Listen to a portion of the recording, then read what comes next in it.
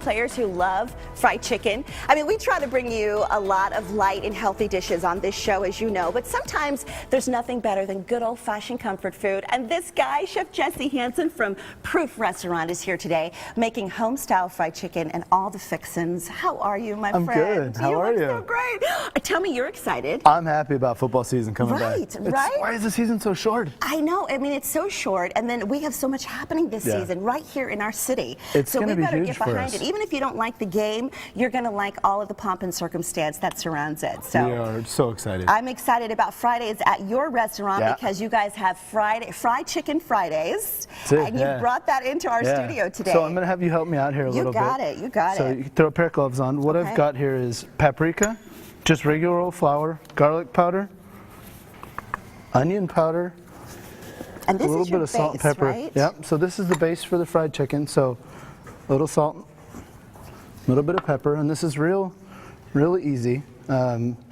What I'm going to do is let's actually slide down here real quick. Do people make the mistake, Jesse, of seasoning the chicken versus the actual batter that goes on the chicken? Yeah, I think you need to season all the steps. Okay. So the one thing I do is I make a little brine, and you can help me with that. So just tell water. folks what brine is, in case that's a word they're not familiar with. Brine is literally a mixture of salt and sugar, and then you can season it with whatever you want.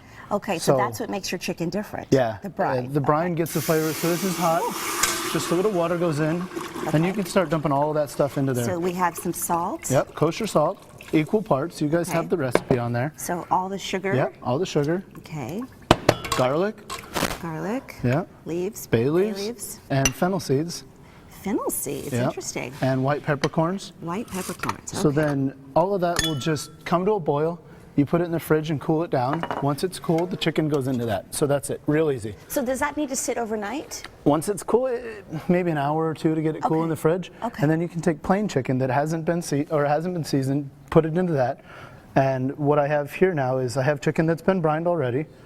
What we're gonna do is take the seasoned flour. You can use a whisk or whatever, but you can use your fingers if you like. Okay, and I forgot to ask you, how long does that chicken need to sit in the brine, you said? Just overnight. Overnight, Yeah, okay. just overnight. So it can be done, and you do it the day before, and then the next day it'll be ready to go. So if you want to grab a couple of these pieces, it'll go into the buttermilk first. Buttermilk first. And then into the flour. And that's what's going to give it that sticking ability? Yep, it'll stick the flour to it. Sorry, I gave you some gloves that are a little bigger than your hands. No, that's okay, no worries. And so these guys just get buttermilk and then the flour, so it's a real simple process. So how many folks show up to your fried chicken Fridays? We'll probably have 130, 140 people in tomorrow night. That's awesome. Yeah, so it's good, and we alternate it. We do a barbecue every other week. You said tomorrow night, but that's going to be tonight. Tonight, it's tonight, yeah. I mean, I was about to say, if you show up tomorrow, Jesse, you're going to be a day late. I will still have fried chicken tomorrow, but it won't be fried chicken Friday. Oh, that's great. So these guys are all floured up, and we'll just walk down to the deep fryer that we have at the opposite end and toss some of them in the fryer. You must make a lot of chicken on Fridays. We do make a lot of chicken. And this is one of your most popular items on the menu anyway, any day of the week, right? We have chicken and waffles on the menu, and it sells like crazy. So I can imagine. I'm going to get out of your way. Yeah, get out of those I'm going to dump these gloves. And we'll go down here. And got a little fryer set up here. Okay. And I'm going to step back for this because you're the pro at this. I'll just load these in here slowly, and they go in, and they'll be in the fryer for 17 minutes. 17 minutes. You have it right down to the minute, huh? Give or take. A couple of the smaller pieces, I've got a thermometer in my pocket that I'll test them towards the end. But give or take 17 minutes. The cool thing about it is you don't need a fryer.